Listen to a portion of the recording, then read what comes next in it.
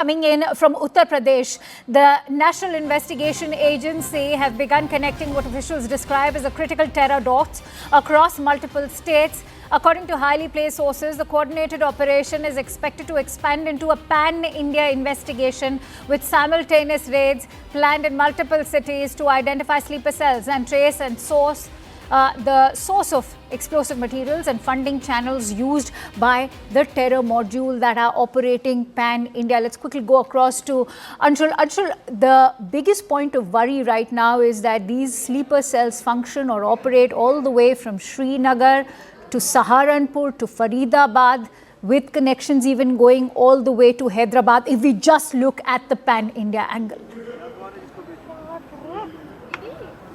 Well, yes, that is what is becoming a massive headache for the security agencies of the country, because for the first time something like this, a white-collar terrorism network has been exposed, and definitely the roots of this entire nexus could be well deep within parts of our country. For example, what we saw happening at Al Falah University, which is a university placed absolutely in the middle of nowhere. So such universities, such places where there is absolutely no kind of suspicion that can arise, it is these locations that are picked up, and then silently under the radar, the work of indoctrination, the work of bringing in explosive materials, collecting explosive materials, making explosives after them was being done. And that is the reason why this multi-state pronged probe has now been launched. We have heard the names of Uttar Pradesh, we have heard the names of Haryana, Jammu and Kashmir obviously, and then out here in the national capital as well. All these places across North India are somewhere or the other have been targeted as smaller hubs where they could send their people and then carry out this entire log process of building their own ecosystem, building their own indoctrination methods to go ahead and get in more and more people into their ecosystem. And that is something that was being done. And now, as preemptive measures and investigation as it is going ahead, it is definitely a focus of the agencies to make sure that the exact roots, the deep roots of this entire ecosystem, that could be exposed. And that is the reason why we are seeing these raids that are being conducted in several parts across the country at this point in time. New evidences are coming out, which are definitely signaling that this was a deep-rooted nexus that was running in different parts of our country. So from Pulwama to all the way to Saharanpur, why was Saharanpur recce particularly, apart from, of course, Faridabad, where we have seen this kind of bomb-making paraphernalia all happen, but why Saharanpur? Saharanpur, if you look at the location of Saharanpur and what it is known for the Deoband school of thought, where children from all across the globe come over here, take their religious education, and then get back to their countries. Thousands and thousands of students are studying in Deoband. These are impressionable mind who have reached over there to learn about the religion, and hence Saharanpur can easily become a very a small command and control center, because it is easier to lure in people in Saharanpur itself, and hence Saharanpur was selected as one of the locations.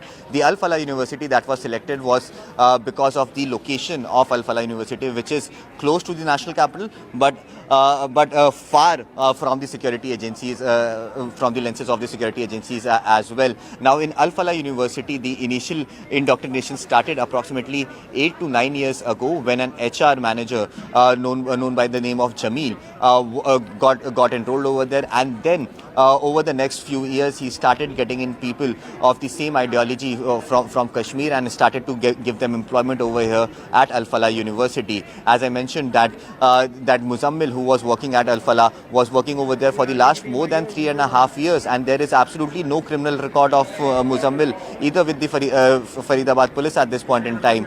The other accused, Umar, who is supposedly was driving that I-20 vehicle, he was working over there for the last 7 years. Shahina, yet again, was working over there for the last 2.5 years, and the common link between them was Jamil. He was the person who had brought all of them, collected them, and then was trying to form a nexus within the university itself, and that is the reason why he is being questioned by the agencies at this point, so that the exact details of how many more people has he brought in, what kind of ideology are they subscribed to. So all these questions will be answered. The investigations are still underway, but such locations are picked up where it becomes easy for them to actually go ahead and put an impression on the minds of people that it is their fight for jihad, and they should become a part of it, be it through some means, or be it through after gaining proper Stay with me, formal Anshul. education. We have a lot of angles, in fact, to probe into right now, as India is confronted with the resurgence of the kind of terror attacks India has witnessed in the 90s and all the way through the 2000s as well.